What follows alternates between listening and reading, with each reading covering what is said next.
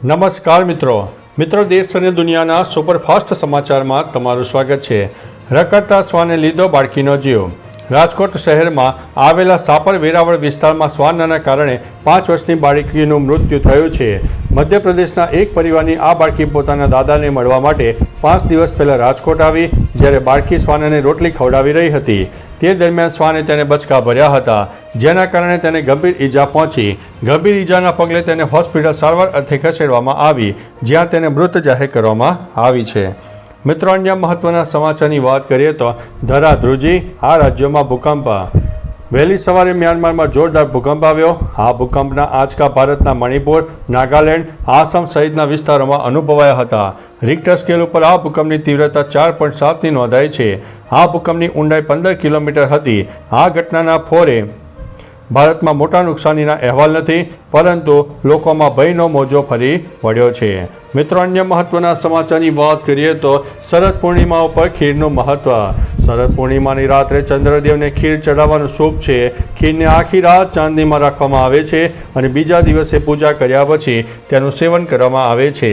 એવું માનવામાં આવે છે કે ખીરને રાતભર ચાંદીમાં રાખવાથી તે શુદ્ધ થાય છે અને તેનું સેવન કરવાથી રોગ અને નકારાત્મક ઉર્જાથી રાહત મળે છે અને ઘરમાં સુખ, શાંતિ અને સમૃદ્ધિ આવે છે। મિત્રો, અન્ય મહત્વના સમાચારની વાત કરીએ તો યુજીસી એક્શનમાં। રાજ્યની 8 યુનિવર્સિટી માટે કંઈક થયું છે આવું। યુજીસીએ દેશની 54 ખાનગી યુનિવર્સિટીઓને નોટિસ આપી છે, જેમાં ગુજરાતની 8 યુનિવર્સિટીઓ સામેલ છે। પ્રાથમિક તપાસમાં સામે આવ્યું છે કે આ યુનિવર્સિટીઓ યુજીસીના નિયમોનું પાલન કરી રહી નથી। યુજીસી દ્વારા સૂચના આપવામાં આવી છે કે જો આ યુનિવર્સિટીઓ સમયસર નિયમોનું પાલન નહીં કરે તો તેમના વિરુદ્ધ કડક કાર્યવાહી કરવામાં આવશે। આ પગલું ઉચ્ચ શિક્ષણમાં નિયમિતતા અને ગુણવત્તા જાળવવા માટે લેવામાં આવ્યું છે।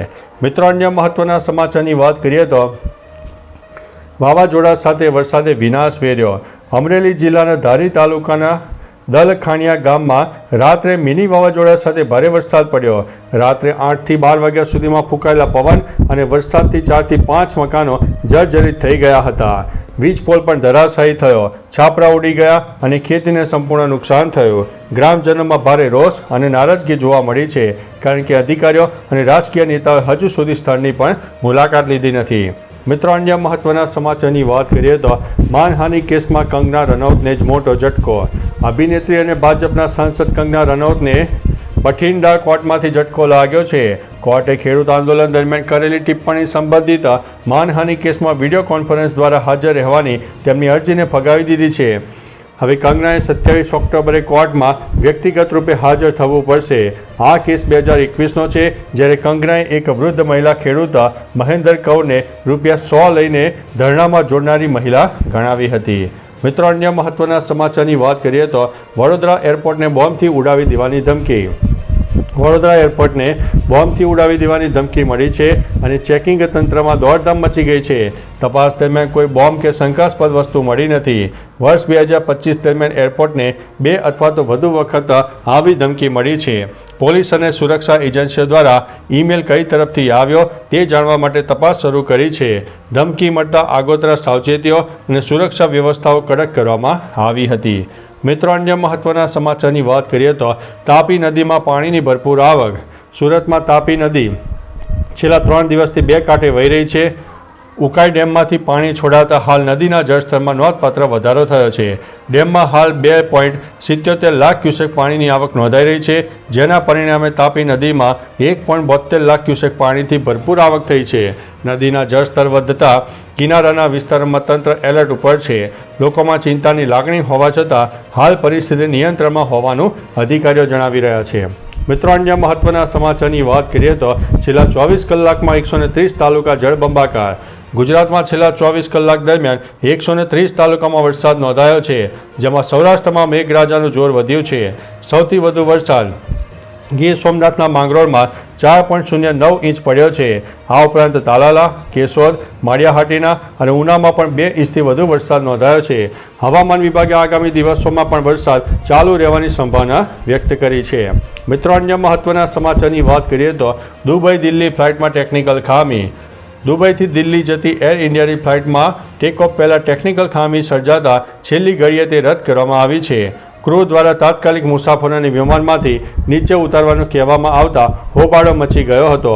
આ સુવિધા બદલ એરલાઇને મુસાફરોને બીજી ફ્લાઇટમાં ટ્રાન્સફર કરવાની અને રિફંડ આપવાની ઓફર કરી છે. ઉપરાંત ખરાબ હવામાનને કારણે ઇન્ડિગોની ફ્લાઇટનું ગયામાં પણ ઇમરજન્સી લેન્ડિંગ કરાયું હતું.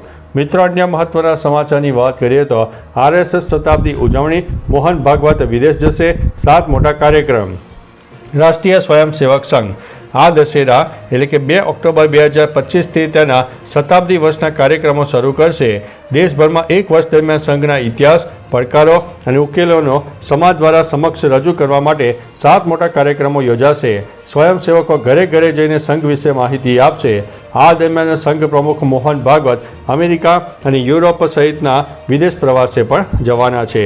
મિત્રો, અન્ય મહત્વના સમાચારની વાત કરીએ તો સુરતી લાનાના ગોવા એરપોર્ટ ઉપર ગરબા. ગોવાથી સુરત જતી ફ્લાઇટ સાંજે 5 વાગે ઉપડવાની હતી, પરંતુ ટેકનિકલ કારણોસર 5 કલાક મોડી પડી. નવરાત્રિનો ઉત્સાહ ઓસરતા દેતા મુસાફરોમાં સુરતીઓએ એરપોર્ટ ઉપર ગરબા રમવાનું શરૂ કર્યું. મુસાફરોના ઉત્સાહને જોઈને એરપોર્ટે સ્ટાફે સ્પીકર ગોઠવ્યો. લાંબી રાહ વચ્ચે મુસાફરો માટે આ મહોત્સવ યાદગાર બની રહ્યો છે. સોશિયલ મીડિયા પર વિડીયો વાયરલ થતાં સુરતી સંસ્કૃતિની રંગત કંઈક ગોવામાં છવાઈ હતી. મિત્રો, અન્ય મહત્વના સમાચારની વાત કરીએ તો GST 2.0 ટાંગડિયા કલા ઉદ્યોગને ફાયદો. GST રિફોર્મ બાદ સુરેન્દ્રનગર જિલ્લામાં 200થી વધુ પરિવારોને સીધી રાહત મળશે. હવે રેશમથી બનેલા વસ્ત્રો રાહત ભાવે ઉપલબ્ધ થશે. ટાંગડિયા કલા માટે દરરોજ 10 લાખ રૂપિયાનું રેશમ વપરાય છે અને GST ઘટાડા બાદ વસ્ત્રોનું ઉત્પાદન છેલ્લા ખર્ચે શક્ય બનશે. આ બદલાવથી પટોળા ઉદ્યોગને પણ ફાયદો થશે. ટાંગડિયા કલા જે 700 વર્ષ જૂની છે, મુખ્યત્વે સૌરાષ્ટ્રના વિસ્તારોમાં જીવંત રહી છે અને તેને GI ટેગ પણ મળ્યું છે. તો ચાલો મિત્રો, ફરીથી દેશ અને દુનિયાના સુપરફાસ્ટ સમાચાર લઈને મળતા રહીશો. ત્યાં સુધી અમને રજા આપશો. નમસ્તે.